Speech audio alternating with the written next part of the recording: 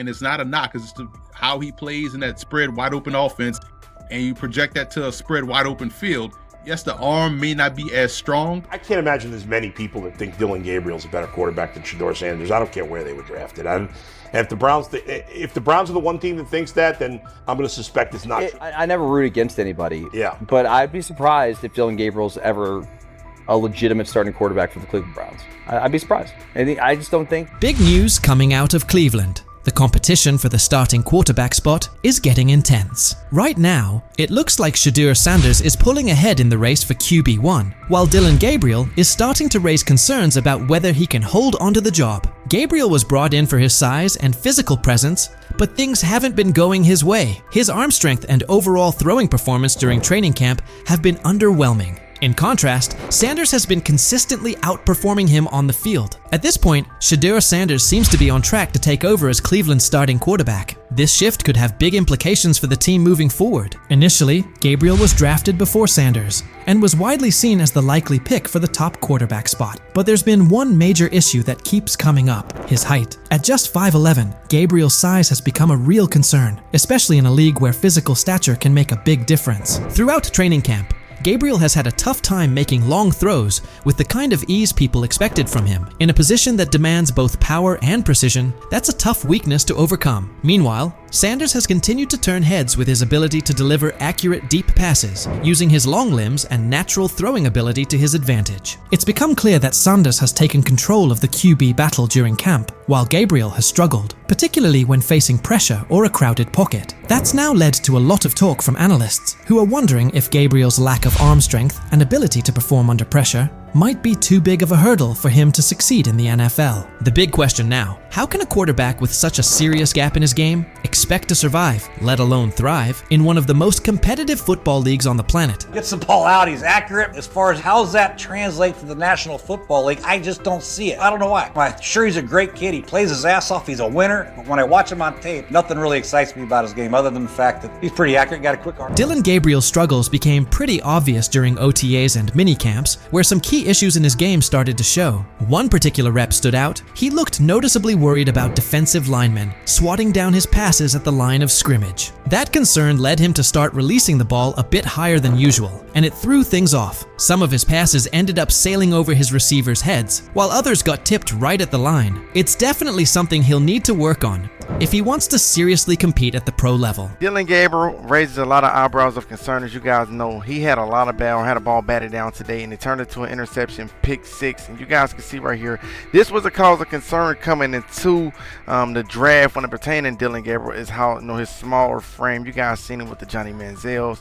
Just kind of with those guys, the smaller frames, getting balls batted down to the line, ultimately turns into interceptions. That being said, both Dillon Gabriel and Shedeur Sanders have things they need to work on. Neither of them is flawless, and the quarterback competition is still very much alive. Sanders has shown more consistency throughout camp, but nothing is set in stone just yet. Both quarterbacks are still in the running, and the battle is only getting more intense. While Gabriel was having his share of mistakes, Sanders was out there dropping dimes during practice. His throws were on point, showing off some serious precision and smart decision-making. One play in particular stood out. He connected with his tight end on a corner route near the back pylon. It was a tight window, with a linebacker trailing, and the receiver pressed at the line. But Sanders placed the ball perfectly. It was a textbook read. As soon as the safety bit on the short route, Sanders quickly recognized the one-on-one coverage and took the deep shot without hesitation. That kind of situational awareness, paired with his accuracy, is what's giving him the edge right now. There's even been some chatter that Cleveland may have picked up Dillon Gabriel just to block another team from grabbing Sanders. According to reports,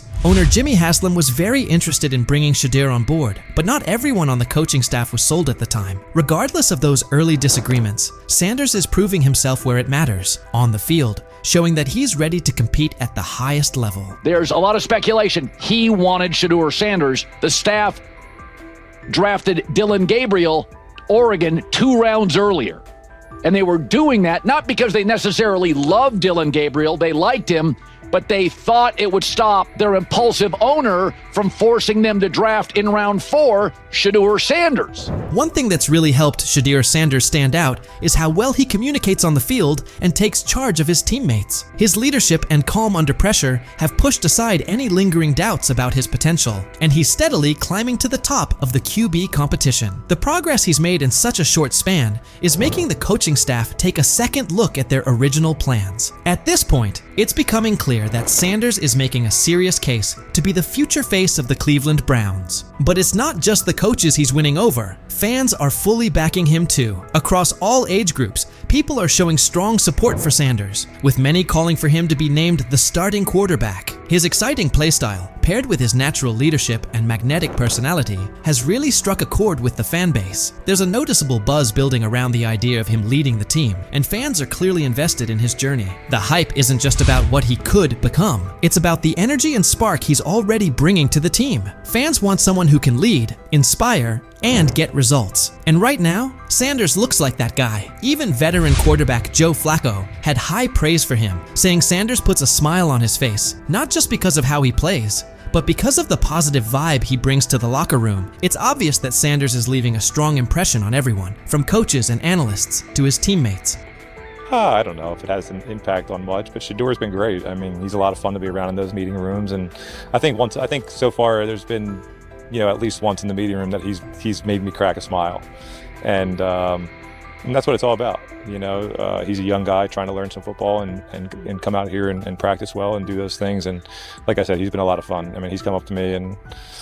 As the quarterback race in Cleveland picks up steam, it's becoming more obvious that Dillon Gabriel is slipping out of serious contention for the starting role. He came into camp with high hopes, thanks in large part to his size and athleticism, but his recent showings have raised some red flags. Gabriel's inconsistency with deep throws, especially when under pressure, has exposed a major weakness that's tough to ignore. Even with his solid build and physical tools, Gabriel just hasn't shown the kind of arm strength and accuracy needed to compete at the NFL level. His inability to stay composed and deliver under pressure has only fueled more concern about whether he can really hold his own in this league. Meanwhile, Shedeur Sanders is quickly climbing the depth chart, not just because of his standout play, but also due to his physical strength and mental grit. Sanders has been throwing with confidence and precision, even under duress, and he's consistently making smart reads when it counts. His accuracy and decision-making have really popped during training camp. What's more impressive is Sanders' commitment. Even without getting most of the first-team reps, he's stayed locked in and kept a disciplined approach. That work ethic, paired with his upbeat personality and leadership qualities, has earned him the respect of both his coaches and teammates. He's become a favorite among the fans, not just for what he's doing on the field, but for the energy he brings to the team overall. With Gabriel continuing to struggle, Sanders is clearly setting himself apart, not only with performance, but with presence. So now the question goes out to Browns fans. With Gabriel trying to find his footing, and Sanders making a strong push with solid play and leadership, who do you see taking over as QB1? Are you holding out hope that Gabriel bounces back? Or do you think Sanders is the obvious choice to lead this team into the future? Let us know what you think and who you're backing. But if you're the National Football League, okay, clearly it's not about talent anymore. It's about something else. And I'm going to tell you, I spent a large amount of the last 24 hours thinking about nothing more than I was thinking about collusion. The $50 million robbery of Shedeur Sanders. Because that's what I just witnessed. Everywhere we've seen, everything we've seen, everybody that has seen him play said he is the one or two in this draft. I love Cleveland picking this kid.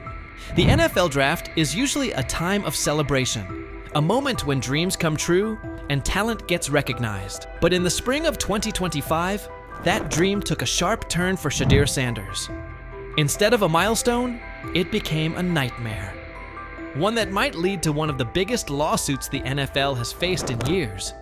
Shedeur, the Colorado Buffaloes quarterback and son of Hall of Famer Deion Sanders, was once expected to be a top 10 draft pick.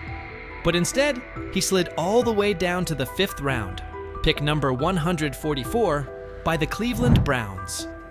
Now, quiet speculation has grown into loud conversations. Reports say the Sanders family is getting ready to take legal action against the NFL and several team owners, accusing them of collusion, defamation, and causing long-term financial harm. and the more you look into it, the more complicated it seems. From the outside, Shedeur's sudden drop in the draft doesn't add up. What we're looking at is a convergence of a lot of history falling into one weekend. There's a history of the NFL and their ideas about protecting the shield and what they feel like. There's histories of the Sanders, history of the quarterback, which makes this really complicated and pretty much impossible to find one specific answer about why Sanders fell. He was probably already a fringe first-round pick, so some of the mock drafts were wrong. There's probably some owners out there who wanted to humble him and Sanders, and then there's just the talent that was there. So I'm not, it's okay, I think, to say we don't know what the specific answer is. What I do know, though, and I know it's maybe a little bit of a tangent, but I feel like it's important to say, I want to say this to folks on the internet and folks who are paying attention. This is not the Colin Kaepernick situation. This is important to know. Colin Kaepernick was absolutely blackballed from the league for standing up for folks' rights. This is not what Shedeur Sanders went to. He was embarrassed for 48 hours in the draft, and he ended up going to a Browns team where he still could possibly be a starter on that team because they managed to have half of Wu-Tang Clan's worth of bad quarterbacks, and he can still work his way up to a starter. So this is not the same situation. His career can still end up being okay. Shedeur Sanders led the entire NCAA in completion percentage with an impressive 74.1%, broke several school records, and was right at the center of what many called the most talked about college football storyline in the last 20 years. With months of hype suggesting he wouldn't fall past the early second round, the expectation was clear. But instead, he had to sit through 3 painfully long days. Then came pick number 144, a moment that quickly went viral for all the wrong reasons. The cameras at his private draft party cut away. The champagne never even got opened. The room went completely silent. Deion Sanders didn't hold back afterward. According to those close to him, he was furious, allegedly saying, "This league just blackballed my son." At first, it sounded like a heartbroken father speaking out, but not long after, the leak started. Because how in the hell does 32 teams in the National Football League pass on a quarterback that was universally recognized one of the top 3 quarterbacks in the country entering this draft, and 32 teams passed on him? Not once, not twice, not 3 times, but 4 different times they passed on him. How the hell does that happen? 4 rounds. It doesn't happen to a quarterback. We've never seen anything like this before. We've seen guys drop because of injuries. We've seen guys drop because of off-field issues, but we've never seen a quarterback projected to be a top 20 pick, universally recognized one of the top 3 quarterbacks in the draft, projected to be a first rounder, in all likelihood a safe bet of a late first rounder, and drop literally to the 5th round. We haven't seen anything like that. So a lot of times when you go to these combine meetings, teams give you things to challenge you. Teams will have a player's worst plays ready for him, and they'll show him his worst plays and say, "Hey, why don't you explain them?" And Shedeur apparently didn't take to it well. And at one point, one of the few teams that actually was interested in him said, "Well, what do you make of this really bad play?" And Shedeur said, "Maybe I'm not the guy for you." That's not the answer. Another moment, what they do during the film and the combine and the meetings is teams will install mistakes intentionally planted in the install, and they want you to catch them. Shedeur didn't, and when a coach called him out, once again, it didn't sit well. It's like, bro, there's not many teams needing quarterbacks, especially since Pittsburgh appears to have a deal with Aaron Rodgers and Tennessee's getting Cam Ward. So you're down to the Giants, who were not interested at all, and Cleveland, who traded out of that 2 spot because clearly they were looking for next year's class like the Rams are. Based on internal messages uncovered by a private investigator working with Shedeur Sanders' legal team, messages that haven't been made public yet but are currently being looked into by several independent news outlets, it looks like a few NFL team owners may have raised red flags about the media frenzy and the branding baggage tied to Shedeur. Even more concerning, there are reported claims that some team ownership groups were having behind-the-scenes talks, quietly advising each other to steer clear of drafting Shedeur unless they absolutely had no choice. People close to the Sanders camp say these private conversations even mentioned things Deion said back during Super Bowl week. Those blunt interviews where Coach Prime made it clear they would call the shots and wouldn't play for certain teams. Basically, they were following the same playbook Eli Manning used. Will you step in Eli Manning like, Deion Sanders like, to the point where like you told him, hey man, I ain't taking that psych test with the Giants. I followed you after that. I said I wasn't taking it either. Will you step in and do some of that if it's the wrong organization and say he ain't going there? Yeah, but I'm not going to do it publicly. I'll do it privately. This time around, though, the league supposedly answered with a wall of silence and behind-the-scenes sabotage. According to insiders, the upcoming lawsuit is expected to claim that the NFL worked together to hurt Shedeur's draft stock, not because of his skills, but because of how things looked in the media, internal politics, and bruised egos. If they played the cards and picked him up in the 5th round. But I surely would like to know how they knew he would still be there in the 5th round. I've been on that stage for years and years and years.